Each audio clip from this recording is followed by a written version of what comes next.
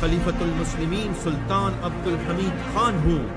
میں خلیفۃ الاسلام عبد الحمید خان ہوں۔ یہاں تک کہ خلیفہ فرانسیسی سفیر کے قریب پہنچ گیا اور فاصلہ نہایت کم ہو گیا۔ فرانسیسی سفیر کے جسم پر لرزہ تاری تھا۔ وہ خلیفہ کی جلال کے سامنے بہت مشکل سے کھڑا تھا۔ خلیفہ نے فرانسیسی سفیر کے آنکھوں میں آنکھیں ڈال کر نہایت صفاقانہ لہجے میں اسے کہا کہ اگر تم نے اس ڈرامے کو نہ روکا تو میں تمہاری دنیا تباہ کر دوں گا۔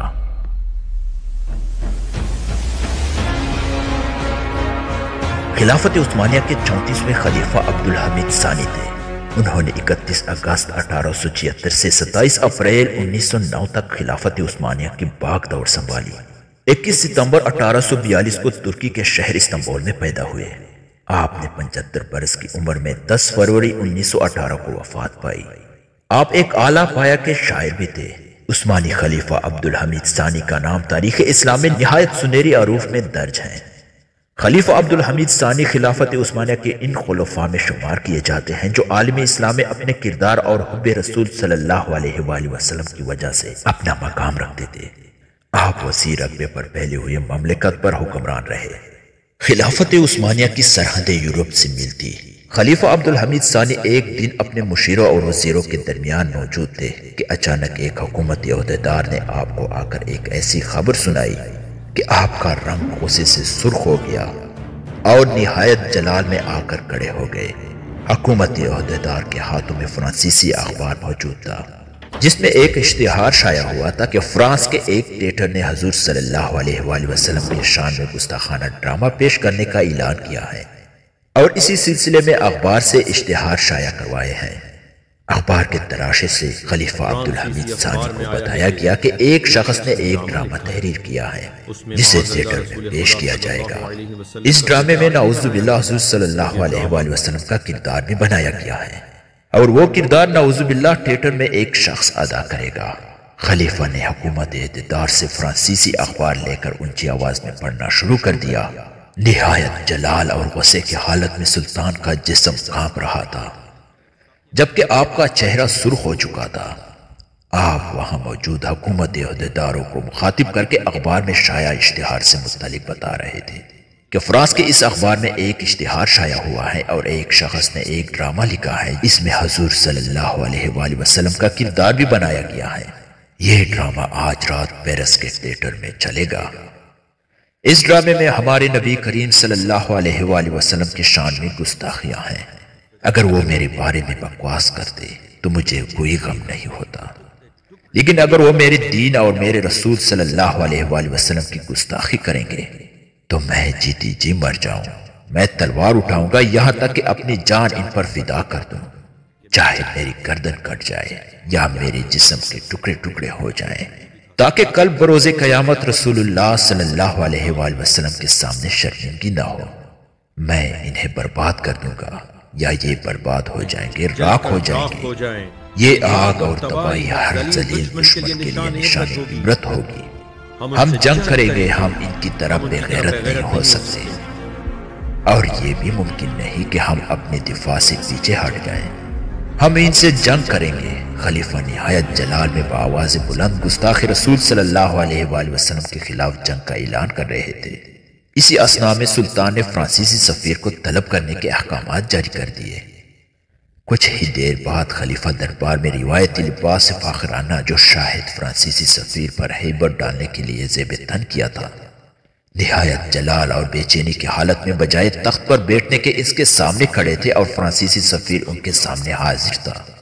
سلطان کی حالت سے اسے اندازہ ہو رہا تھا کہ اسے بلا وجہ طلب نہیں کیا گیا۔ اس کے ماتھے پر پسینہ آ چکا تھا، اور جبکہ جسم پر لرزہ طاری تھا اور ٹانگیں سلطان کی روب سے کانپ رہی تھی۔ سلطان نے فرانسیسی سفیر کو مخاطب کیا، سفیر صاحب، ہم مسلمان اپنے رسول صلی اللہ علیہ وآلہ وسلم سے بہت زیادہ محبت کرتے ہیں، اسی وجہ سے ان سے محبت کرنے والے ان پر اپنی جانوں کو قربان کرتے ہیں، اور مجھے بھی کوئی تردد نہیں ہے کہ میں بھی حضور صلی اللہ علیہ وآلہ وسلم پر جان قربان کرتا ہوں۔ ہم نے سنا ہے کہ آپ نے ایک تھیٹر ڈرامہ بنایا ہے جو نبی کریم صلی اللہ علیہ وآلہ وسلم کی توہین پر مشتمل ہے۔ یہ کہہ کر خلیفہ نے فرانسیسی سفیر کے جانب قدم بڑھانا شروع کر دیے۔ خلیفہ کہتے جا رہے تھے، میں بادشاہ ہوں بلقان کا، عراق کا، شام کا، لبنان کا، حجاز اور افغان کی ایجنسی اور دارالحکومت کا۔ میں خلیفۃ الاسلام عبدالحمید خان ہوں۔ یہاں تک کہ خلیفہ فرانسیسی سفیر کے قریب پہنچ گئے اور فاصلہ نہایت کم ہو گیا۔ فرانسیسی سفیر کے جسم پر لرزہ طاری تھا۔ وہ خلیفہ کے جلال کے سامنے بہت مشکل سے کھڑا۔ خلیفہ نے فرانسیسی سفیر کے آنکھوں میں آنکھیں ڈال کر نہایت صفاقانہ لہجے میں اسے کہا کہ اگر تم نے اس ڈرامے کو نہ روکا تو میں تمہاری دنیا تباہ کر دوں گا۔ یہ کہہ کر خلیفہ عبدالحمید ثانی نے ڈرامے کے اشتہار والے اخبار فرانسیسی سفیر کی طرف اچھال دیا اور نہایت تیزی سے دربار سے نکل گئے۔ فرانسیسی سفیر اس اخبار کو اٹھائے فوری طور پر ڈگمگاتا ہوا دربار سے خلیفہ کے جانے کے بعد دیواروں اور فرنیچر کا سہارا لیتے ہوئے باہر نکلا اور سیدھا سفارت خانے پہنچا اور ایک نہایت برق رفتار پیغام فرانس اپنی حکومت کو بھیج دیا کہ اگر یورپ کو اپنے آنکھوں سے جلتا ہوا نہیں دیکھنا چاہتے اور فرانس کے فصیلوں پر اسلامی پرچم نہیں دیکھنا چاہتے تو فوری طور پر گستاخانہ ڈرامے کو روکو۔ عثمانی لشکر حکم کے منتظر کھڑے ہیں۔ خلیفہ عبدالحمید ثانی فرانسیسی سفیر کو دربار میں طلب کرنے اور جنگ کا اعلان کرنے کے بعد چپ نہیں رہے۔ انہوں نے فوری طور پر اپنے مشیر خصوصی کو اپنے دفتر میں طلب کر لیا۔ اسے فوری طور پر پورے خلافت میں ایک سرکولر جاری کرنے کا حکم دیا۔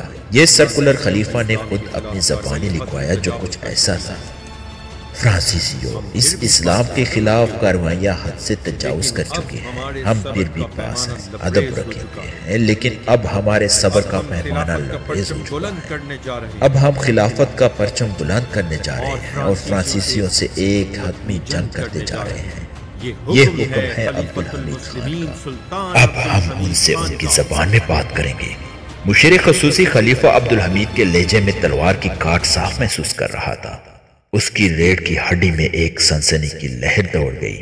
خلیفہ عبدالحمید کے فرانسیسی سفیر کے دربار میں طلبی اور جنگی حکم نامے کے ساتھ فوجوں کو تیار رہنے کے احکامات نے ہی اسلامی دشمن پر خوف طاری کر دیا۔ پوری دنیا منتظر تھی کہ اب کیا ہوگا۔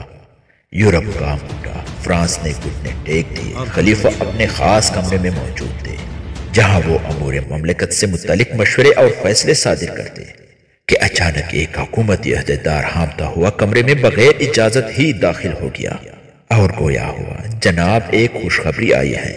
خلیفہ وہ کیا؟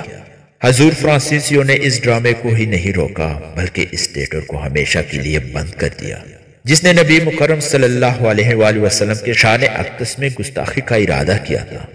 خلیفہ عبدالحمید حکومتی عہدیدار کی بات کرنے کے دوران ہمناک ہو چکے تھے۔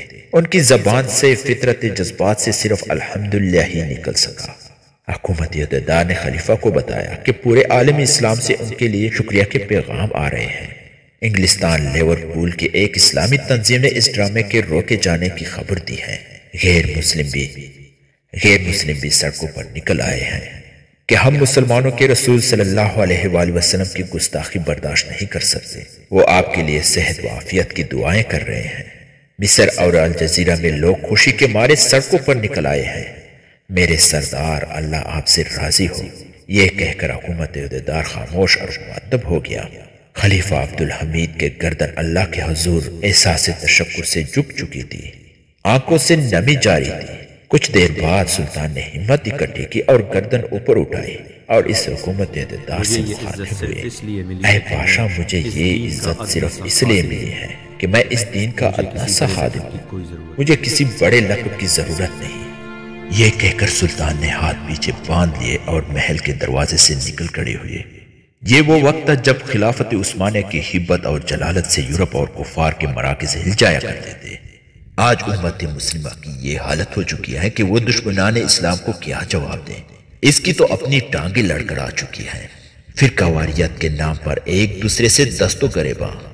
وہ وقت یاد کریں جب کسی مسلک کسی فرقے کو ذہن میں لائے بغیر عالم اسلام کی اس شاندار فتح پر ایسلامی مملکت میں مسلمان نئے کپڑے پہن کر ہاتھوں میں ہاتھ ڈالے درود شریف پڑھتے جشن منا رہے تھے۔ خواتین اور بچے گھروں میں چراغاں کرنے میں ایک دوسرے کی مدد کر رہے تھے۔ یہ وقت واپس آ سکتا ہے۔ اس کے لیے صرف ایک اللہ، ایک کلمہ، ایک رسول کی محبت چاہیے۔ کیا یہ ہم کر سکتے ہیں؟